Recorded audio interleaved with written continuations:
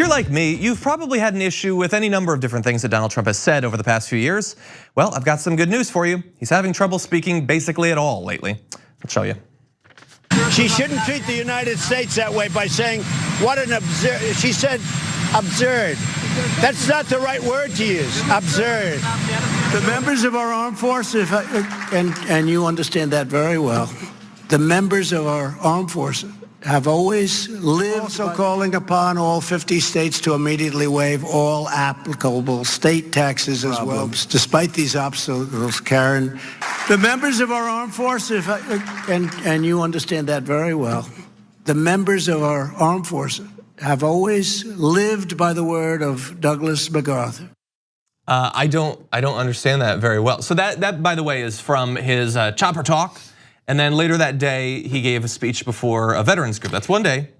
I do want to say something about chopper talk. We're going to talk about chopper talk. Frequently in chopper talk, you can see the chopper as this loud cacophony of is going.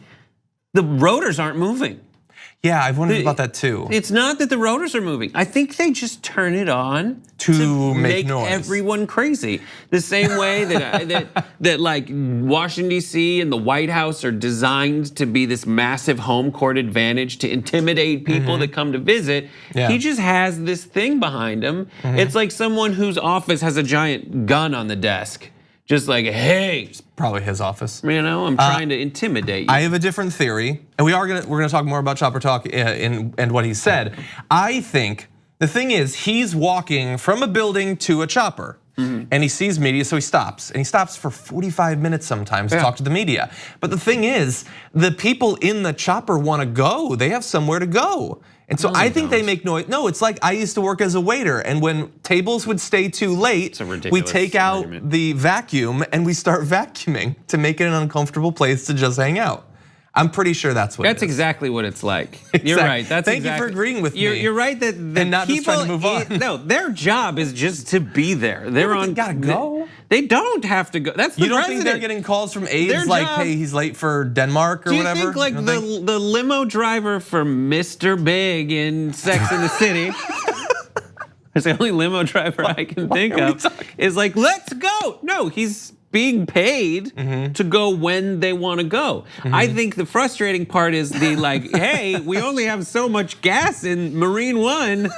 I should probably shut it off till we're actually ready to go. Okay, so here's what I want to happen. Someone who watches the show and is a qualified helicopter pilot. And has seen every episode of Sex and the City. Okay, only if you've watched Sex and the City. You're knocking my paper so far. Okay, this is going off the rails. So anyway, the actual speaking issues, do we agree that that's Denture trubs? I think it's probably Denture. I don't think it's just Denture trubs. I think if you hear him speak off the cuff, he gets about 2/3 of the way through a sentence and decides whether he's gonna continue with it or not or kick out. But he tried to say armed force multiple times. He couldn't say forces multiple times. I think it's Denture trubs. I don't think it's mental trubs. I think it's also someone who's just not good at reading, but that doesn't make you an idiot. Like you're fantastic at it. You've kind of bragged to me about how good you are at it before. All the time. You're like, I think I'm just really good at reading quotes out loud. So that's true. That's true.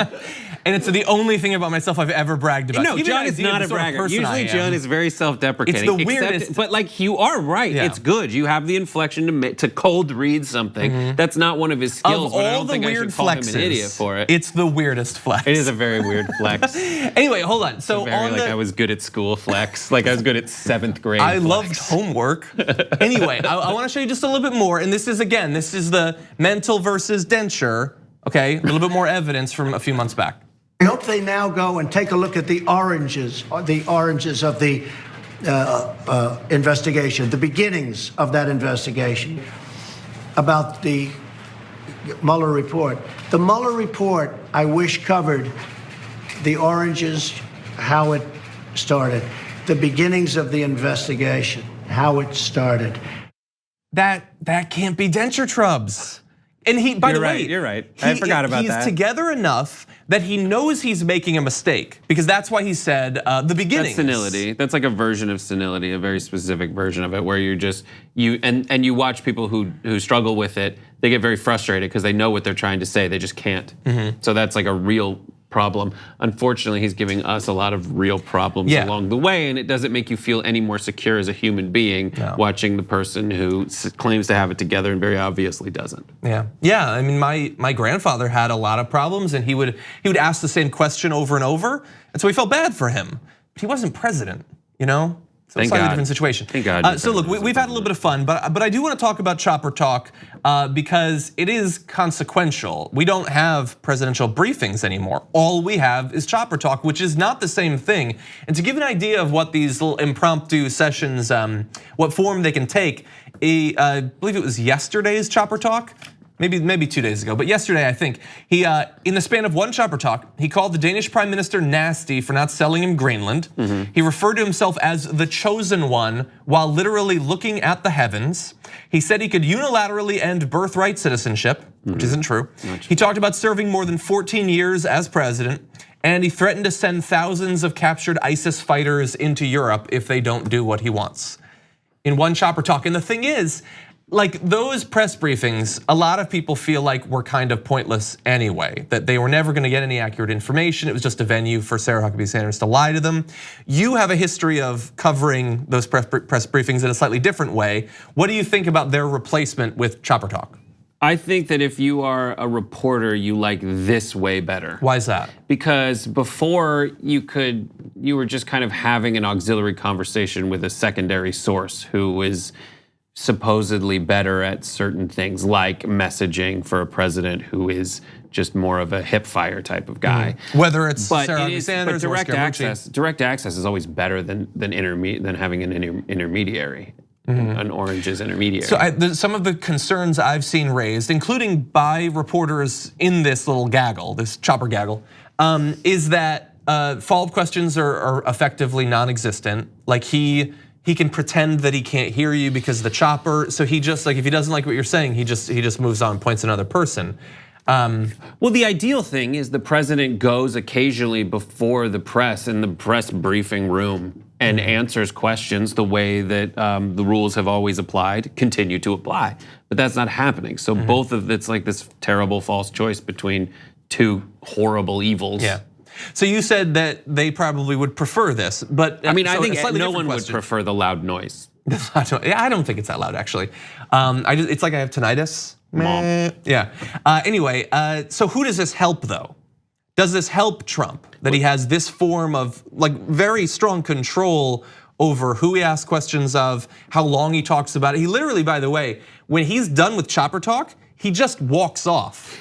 There was like in the middle of an answer, he'll walk off. This Deus ex machina. That's it. He just you can hear the machina. Yeah, that literally he called himself God and left in a machina. Like that's what happens every day. Of course it plays into this, and of course this is what he wants. The press is always in this weird situation where they have to like respond to what's available. And for Trump, it's great because he gets himself in clips on every show, including this one. He gets to determine at least what the responses are, if not the questions. And he changes questions into other subjects and gives those answers based on what he wants to do. Although to be fair, Sarah Sanders does a lot of that too. Yeah, and so I don't have an answer, but I think that we should try to come up with one before the next president, regardless of whether or not it's a Dem or Republican. The press briefings were terrible for a lot of different reasons. I think Chopper Talk, just because he prefers it, it warns me that it's worse. I think that we need something better. I wish that there was something like Question Time in the UK. Like he should go before the actual representatives. I mean, that could be a mess too. It often is in the UK, but at least it's less. I don't want the president to be determining exactly how this goes because he's going to do it to his own benefit, not to our benefit.